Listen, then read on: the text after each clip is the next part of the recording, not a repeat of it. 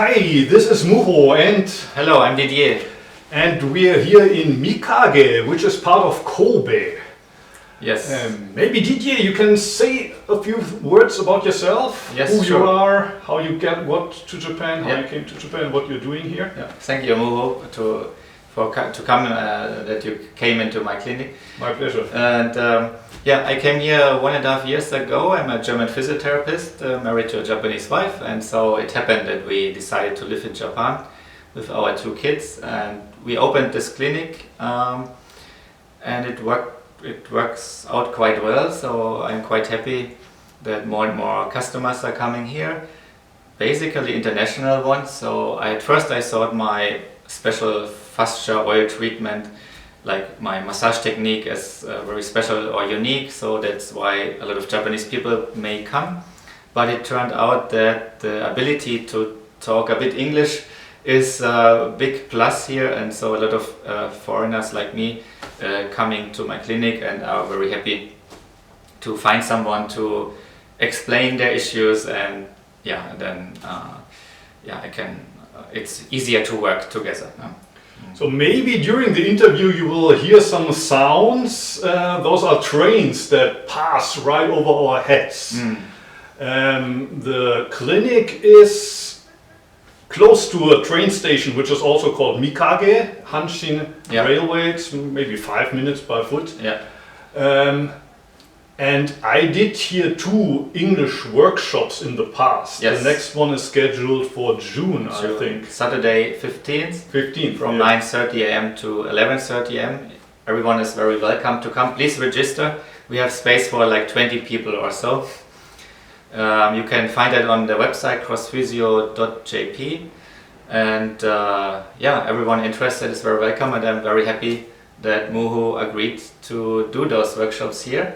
And we found it like some of my customers found it very interesting, and so it seems to build a kind of a community here around. Yeah. You said you've been living in Japan for almost 2 years, I think. Yeah. How does it feel to live in Japan compared to Germany? Oh, very different. Very different?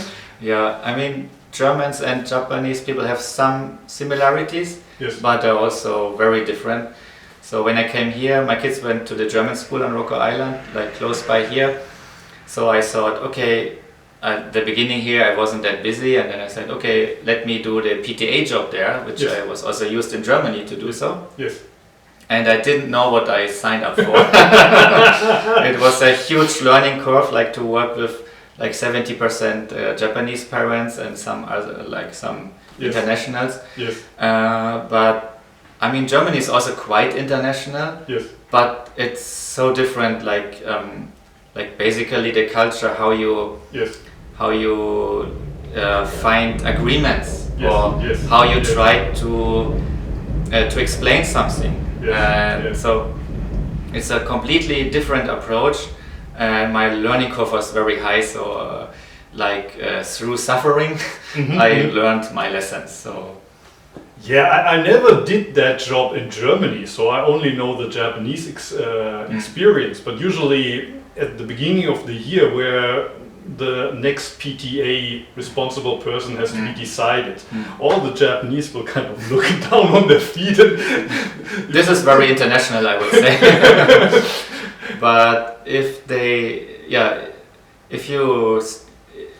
there's a group who does that, then they are very, like, everyone is like very committed, and also like as a German person, we don't really wait for someone to cheer us. No? When we decide something to do, then I will do it no matter if other person will be thankful or not.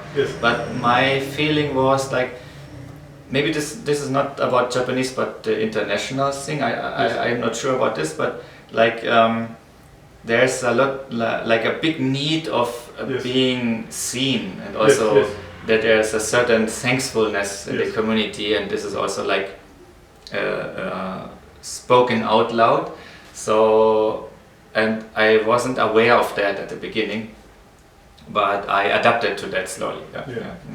How was your customers? I think you have Japanese customers, but also non-Japanese. Is there a difference between these two groups? Yeah, I have to say Japan. Yeah, well, I shouldn't go too much into details, but like even from the body is a bit different depending on the culture. Even like also what the people are looking for. Like some are looking for harder style of treatment, Yes. and some are looking for more explanation. Yes. Some don't want to talk at all. Yes. This also has some cultural thing. Yes. So I recognize that. Of course, there are individuals who may be different, Yes.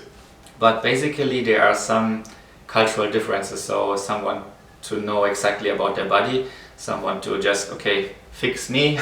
Okay. So this is also very interesting for me. So Yeah. I mean, I like my work, and I also liked to work in Germany. Yes. But here, maybe because I learn so much new things, and I talk to people from so many countries of the world, Yes. it's so interesting for me. Yeah. So I'm very thankful to be here. Yeah. And Japanese are very slowly to get used that I'm here, and looking into the door, okay, let's try. He's here for more than a year. Yeah. Maybe he's not that bad or something like that. So they're very slow. As a foreigners, they were like, oh, there's someone I can talk to, and they're coming in. Yeah. And so I'm working either some having pain, some are just coming for general body care or so. Yeah. Yeah. I think there's also quite a number of professional athletes. Also some are coming here. Yeah. Rugby players. And soccer, and I had a trail runner also here. Yeah. So Yeah. that's also very interesting for me. I mean, my last workshop in Germany was seeing Müller-Wohlfahrt, which is a very well-known German doctor.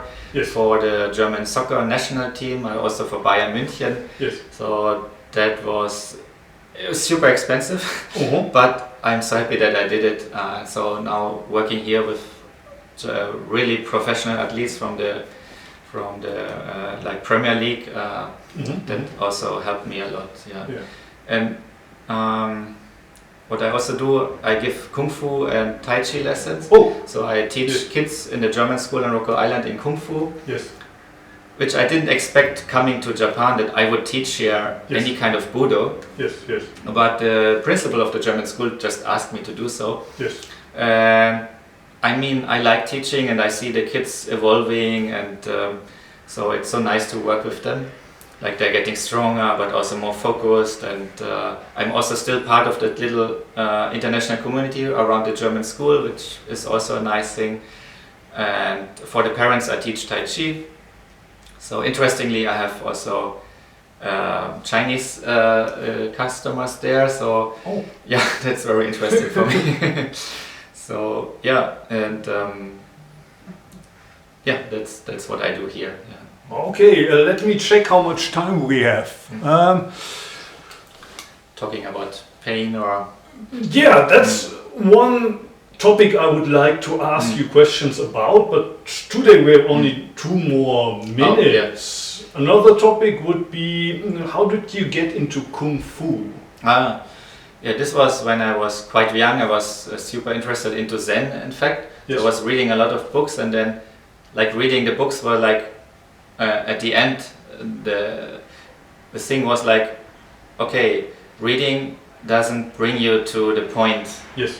You have to practice. Jump into the water, Yes, jump into the water. And then for me that was looking for Buddha sports and a real master, in my mind it was a Mr. Miyagi or so. Yeah.